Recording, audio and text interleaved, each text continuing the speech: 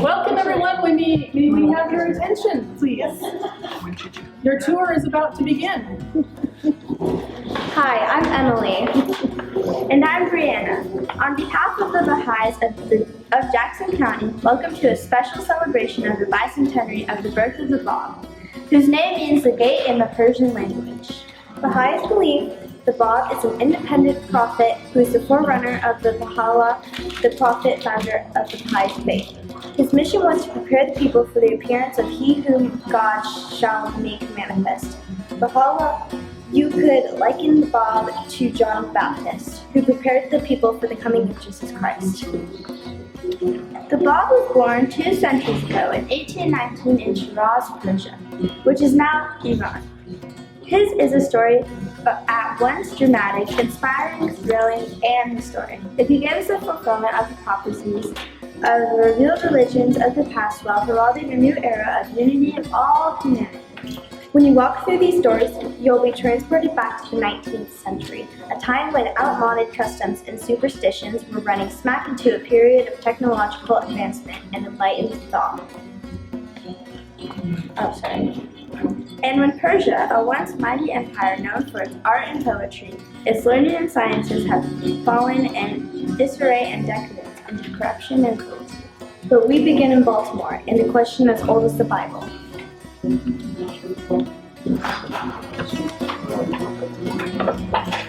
Please follow us to the first station. Yeah.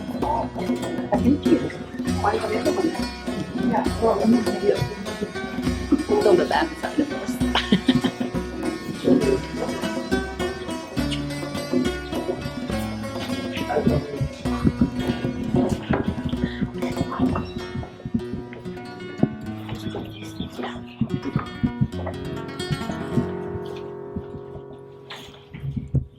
Samuel Morse was born in Massachusetts in 1791. He graduated from Yale and became a notable portrait painter who was commissioned to paint revolutionary heroes like John Adams and James Monroe. One day in 1825, while in Washington, D.C. working on a painting, Morse received a letter from his father informing him that his wife was deathly ill. By the time Morse returned home, however, the love of his life was already dead and buried. She was only 25 years old. Morse was devastated. It haunted him that the snail's pace in which the news traveled in those days prevented him from being able to respond soon enough to be with his wife in her final hours. He turned his attention to the study of electricity, hoping to find a way to speed up communications. By 1835, he invented the electric telegraph. Now, in the evening of May 23, 1824, in Shiraz, Persia, the Bab declared that he was the fulfillment of Islamic prophecies and the herald of all the ages. The Bab's message ushered in an age destined to transform the lives of women and the downtrodden and to unite the human family. You'll hear more about this in stations 3 and 4.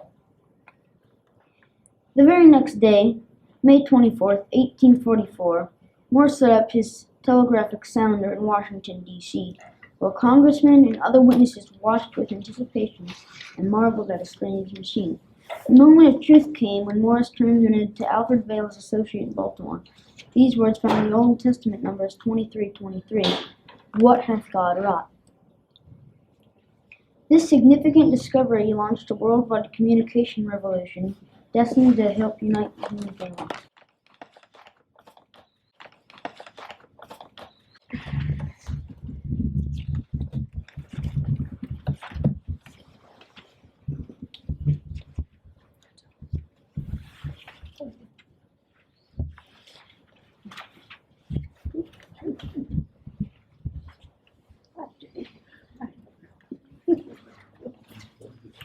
Welcome, friends, to the 200th anniversary of the birth of the Bob. Our story begins nearly 25 years before Morse sent the first electronic telegraph. And these are some stories that I'd like to share with you about the Bob as a child. The Bob was born in the far south of Persia in the lovely city of Shiraz. Though we now refer to him as the Bob, in the beginning of his life he was known as Sayyid Ali Muhammad, a descendant of Muhammad. And he was a very unusual child. He didn't cry like most babies do. He was gentle and calm. He never spoke crossly, and he charmed everyone he met. The Bob was raised by his uncle, and when the Bob was 5 years old, his uncle sent him to school. And at the school, the boys were taught to read and recite from the Holy Quran. One time, the teacher pretended not to know what the meaning of the words in the Quran were, so the little boy explained the meaning to his teacher. The teacher was astonished at the wisdom of this child, and he took the Bob back to his uncle and said that he was no ordinary child, and that the Bob should be the teacher himself. But the uncle sent the boy back to school and told him to do as the other children did.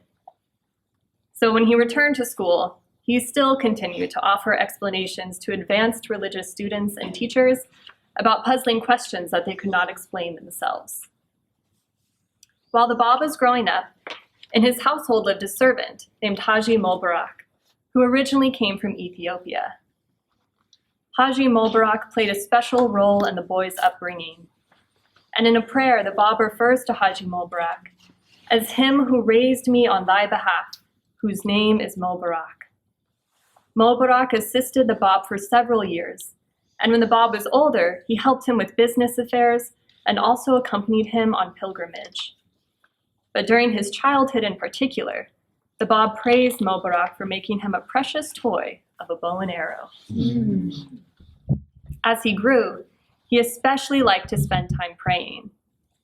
On some mornings, the Bob would come late to school, and naturally the teacher wondered why this excellent student would be tardy, and he decided to ask the young Bob what was wrong. But the Bob politely declined to answer. One morning when the Bob was late again, the teacher sent some students to the Bob's home to fetch him. And when they returned to the class without the Bob, they told the teacher that they had discovered him deeply immersed in his morning prayers and devotions. So it was that several days later, when the Bob was late again, the teacher asked him why he had come late to school. The Bob answered meekly that he had been in his grandfather's house, a metaphor for spending time with God in prayer. You are now welcome to travel onward to the next station, where you will hear a bit about the life of the Bob as he grew older. Thank you. Thank you. Beautiful. All right, so this is our next section. Now everyone can have a seat. Yeah.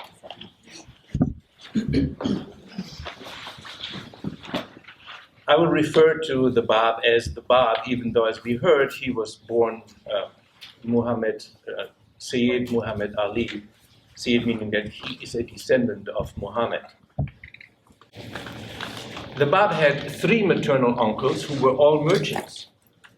And when the Bob was about 15 or 16 years old, he joined them in the business.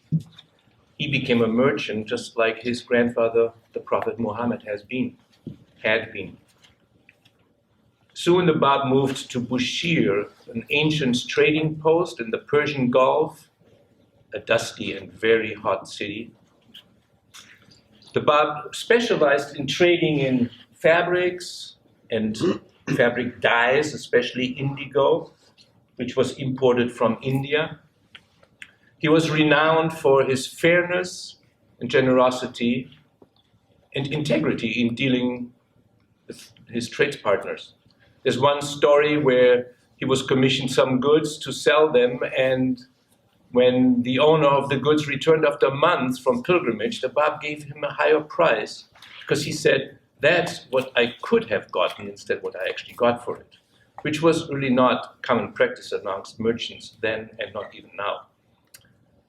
On another story, though, there were some merchants who purchased a large lot of indigo dye from the Bab, and they agreed, they signed the contract, they took possession of the goods, and then they came back and reneged and wanted to renegotiate. They said, this is the custom of the country, we do it this way, and they were quite pushy about it. And the Bab held firm. He said, no, I will not renegotiate. And if this is the custom of the country, it is wrong, and it will be changed. Still, as we have heard, the Bab mostly enjoyed spending time in prayer. And after 5 years of being a merchant, he decided it was time to move. He wanted to go traveling. He wrote to his uncles and said, please send somebody to take my post. And they did not come even after repeated requests, so he closed up shop, created a good ledger, locked and sealed the door, gave the key to the owner of the caravanserai, and wrote to his uncles, who were quite alarmed and disturbed, but when they got there, everything was in perfect order. The Bab set out to Iraq, an area in Iraq where there are 6 cities which hold shrines, not actually 4 cities, which hold 6 shrines to the imams of the faith, who are all descendants of the Prophet Muhammad and who are the successors of Muhammad in the Shia branch of Islam. The appearance of a manifestation of God is likened to a new day, and we see the light even before we see the sun. Thus, especially in Europe and America, at the end of the 18th century, already beginning of the 19th century, the world was rife with new inventions and social movements. We heard about the invention of the telegraph, which means that electricity had to be actually found out before that. Also during that time, biblical scholars determined that 1844 was the year that the return of Christ was to be expected.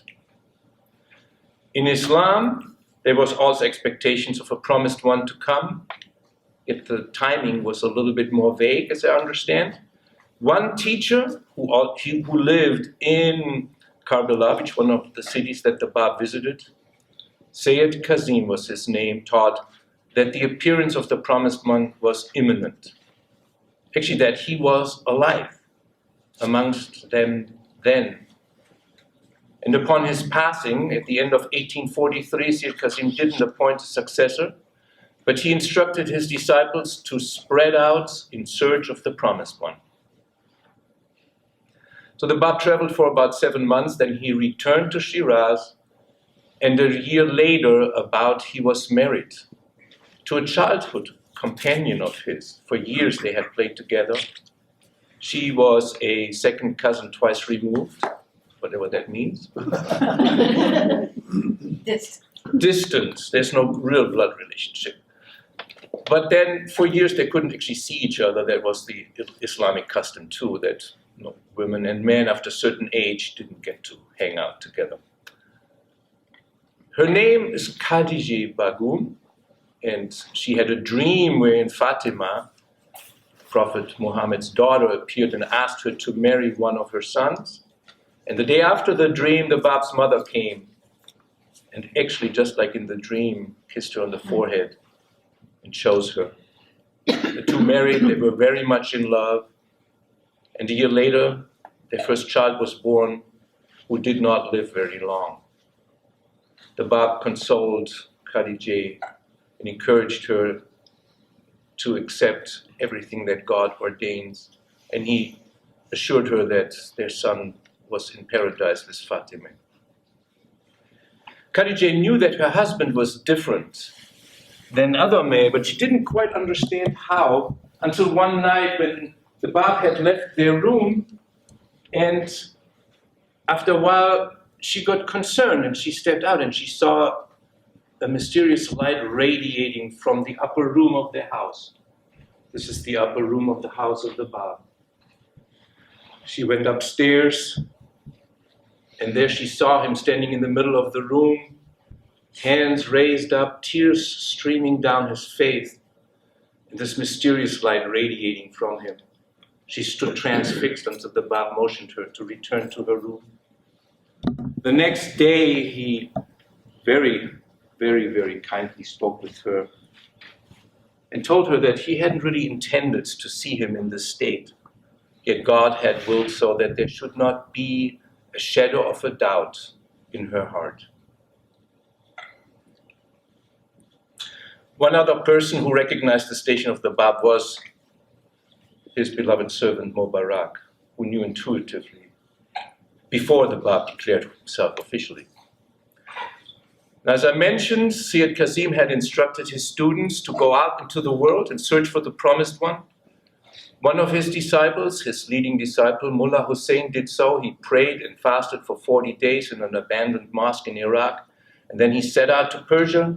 He was attracted as by a magnet to the city of Shiraz, and on May 22nd, 1843, in the afternoon, he and his two companions arrived. The companions went in, they said, we're going to meet for evening prayers at the local mosque. And then a little later, Mullah Hussein entered the town and soon was greeted by a young man, radiant, wearing a green turban, who embraced him like a long-lost friend and invited him to his home. The ornate door was opened by the servant Mubarak, and the Bab said, enter therein in peace, secure. They went upstairs, tea was served, they had prayers together. Then Mullah Hussein wanted to excuse himself because he remembered his friends, his companions, but the Bab said, you must surely have made your return contingent on the will and pleasure of God. God has other plans, it seems. Then the Bab asked him what he was looking for. Had his teacher given him any signs for the one he was looking for? And after recounting them, the Bab said, behold, all these signs are manifest in me. Then he answered some of the questions that Mullah Hussein had kept in his heart to test the promised one. And within some time, beyond the shadow of the doubt, he knew that the Bab was the goal of his search. 2 hours after sunset, the Bab proclaimed himself to be that promised one, to be the Bab. At a later date, he didn't say that night, but at a later date, he proclaimed, I am the promised one. I am the one whose name you have for 1,000 years invoked, at whose mention you have risen, whose advent you have longed to witness, and the hour of whose revelation you have prayed to God to hasten. Mullah Hussein was in a state of ecstasy until morning. Prayer was called. And before being released, the Bab instructed him to not disclose to anybody what he had learned that night, that he had found the Bab. The Bab said that 18 people had to find him independently. And so it happened. After 4 months, the last of these first disciples of the Bab found him. The Bab called him the letters of the living, gave them each tablets and sent them into the world, into Persia, mostly in Iraq, to spread the news. And the new faith spread like wildfire across Persia. There was no telephone or any mass communication then, but it's said that about 100,000 people embraced the faith in a relatively short time. The Bab gave new laws, the Bab aggregated old habits and customs, and the Bab repeatedly stated that he is the gate, which means the gates to another promised one, who was supposed to appear shortly, he whom God shall make manifest. Who is the one who will usher in the long-awaited age of justice, unity, and peace, foretold in all the sacred scriptures of the religions of the world. 19 years later, Baha'u'llah proclaimed himself to be that messenger. One of the first 18 disciples of the Bab was an extraordinary woman named or known by the title Tahereh. Please give your attention now to this scene here, where you get to meet Tahereh and also Elizabeth Cady Stanton, who partook of the light of the new day all across the planet in the United States. Welcome to you all, and thank you for coming. My name is Elizabeth Cady Stanton, and in the 1800s in the United States, I was one of the first feminists working for women's rights and also for abolition of slavery.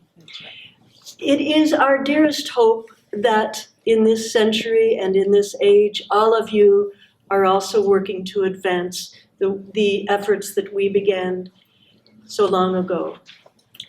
We're very honored to have a remarkable woman with us today. Her name is Tahereh. Born in 1817 in Persia, where the rights of women were almost non-existent.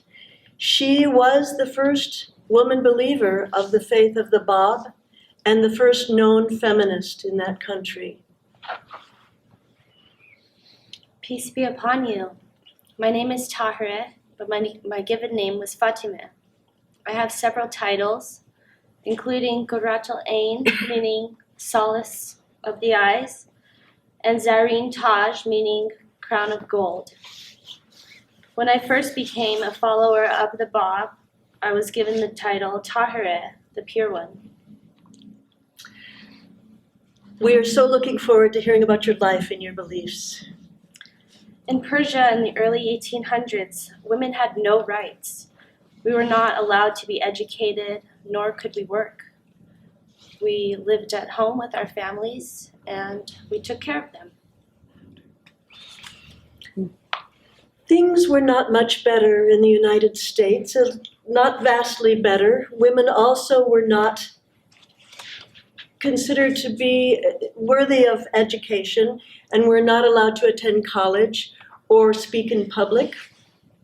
Women could not be guardians of their own children and were not allowed to inherit property, that of their husbands or their families. The only legal profession open to women at that time was teaching children, and that was only for single women. In Persia, it was the same, but in 1844, a young Sayyid named the Bab, titled the Bab, meaning the gate, declared that he was the promised one, the one who would usher the age of peace and justice. At the same time in the United States, many people believed in the appearance of Christ, the Second Great Awakening. I always felt that there was a force present in the universe at that time that was awakening justice and equality in those times. I wrote then, a just government, a humane religion, a pure social life awaits. Then and not until then will the golden age of peace be ours. How connected you and I were in spirit, even though we never met. Unbeknownst to either one of us, in the summer of 1848, each of us attended 2 separate conferences that changed the course of history. I organized the first women's rights convention in the United States.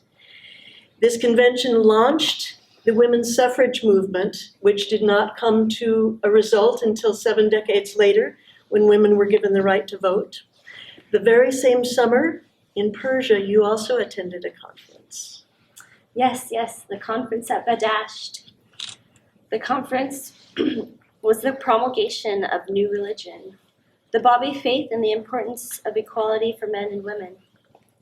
In Persia at this time, women wore veils so that people could not see their faces. I removed my veil and said, "The universal advent is now proclaimed." The Bab's prophecies that the promised one of all religions would soon be revealed to the people, and that they should watch for he whom God shall make manifest, and listen for the new message from God. As a result of my proclaiming the Bab's message, I was sentenced to death. Before I was strangled with my own scarf. I boldly declared, "You can kill me as soon as you like, but you cannot stop the emancipation of women."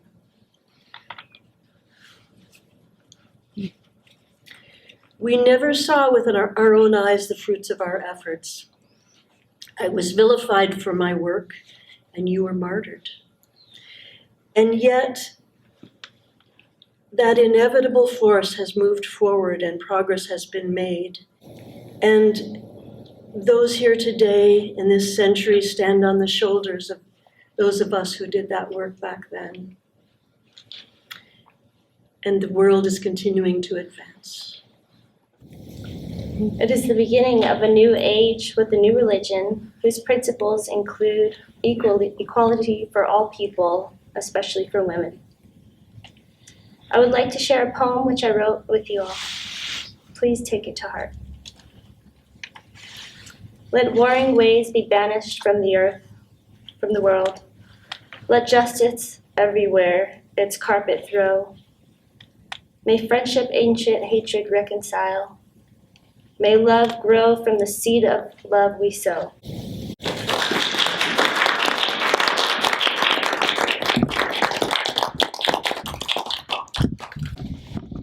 The Baha'i Faith, the light that dawned that late evening in Shiraz in 1844, is now one of the two most widely dispersed religions on earth, found in every country, territory, and island nation. In remote villages and teeming urban centers, millions of Baha'is are engaging with their friends and families, their neighbors and co-workers, building communities based on service through devotional meetings, informative get-togethers, junior youth spiritual empowerment projects, and classes for children, each open to all. They are discovering a faith embodying humanity's highest ideals.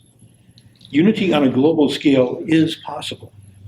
Enduring justice and lasting peace are inevitable. Possessing what the supreme administrative body of the Baha'i Faith, the Universal House of Justice, calls a heavenly vitality that allows us to transcend all limitations and encompass every dimension of the life of humanity. The Bab, and with even greater brilliance, Baha'u'llah, brought light to a society and age enveloped in darkness. Despite the forces of ignorance and oppression, that light radiates ever brighter, uniting the peoples of our planet, inviting all, quoting again, like-minded souls to join in learning how to put his teachings into effect. This, by the way, is the shrine of the Bab, shining on Mount Carmel in Haifa, Israel, with a light so bright that even sailors rely on it for navigation. On behalf of the Baha'is of the Rogue Valley, thank you so much for being a part of our presentation.